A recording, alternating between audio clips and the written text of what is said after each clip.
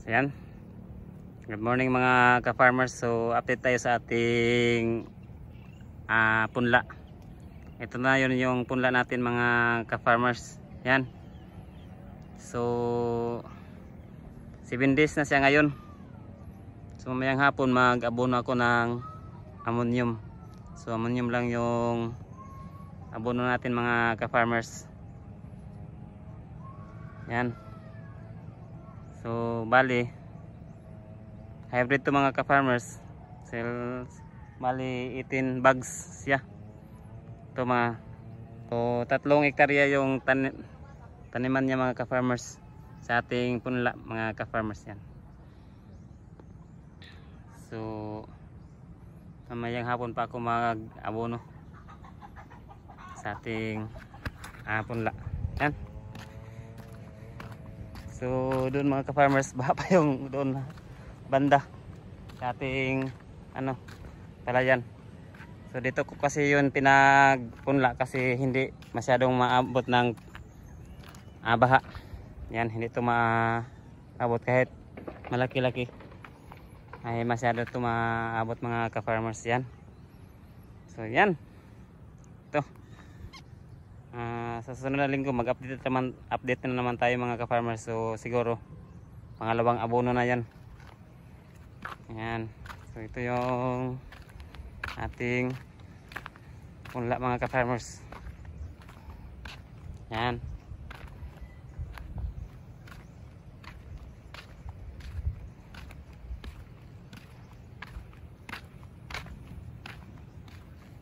So update lang tayo mga ka-farmers sa ating palayan. So ayan mga ka-farmers, mag-abono na tayo sa ating palayan.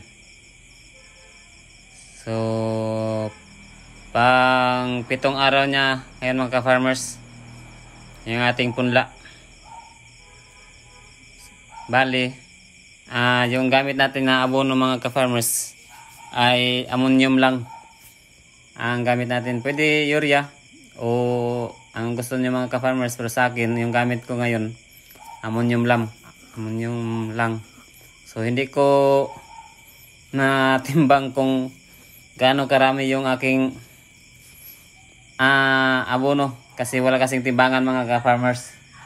Kaya ayan, tsansya na lang yung gamit natin kung ilang kilo ang hanggang matapos mga ka-farmers.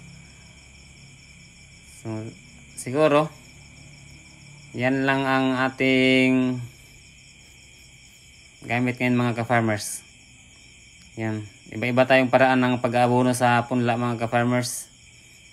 So comment section na lang kayo mga ka-farmers kung ano ang maidagdag natin. So sana bigyan nyo rin ako ng kaunting kaalaman para sa ating palayan. Ayan. Ibang-iba. Yung iba dyan, siguro napaka-expert na sa palayan. Yung sa akin mga ka-farmers, hindi pa tayo masyadong expert.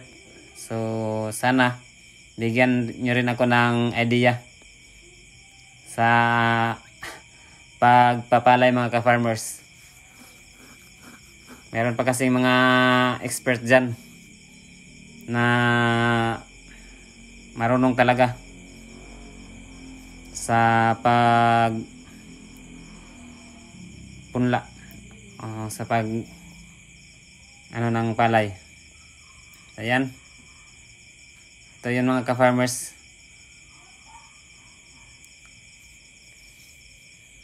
Ah, 18 bags to mga ka-farmers, 18 bags. Hybrid. Ayan. So i-update ko kayo mga ka-farmers kung ano ang resulta sa ating pag-abono. So siguro next week. Bye bye.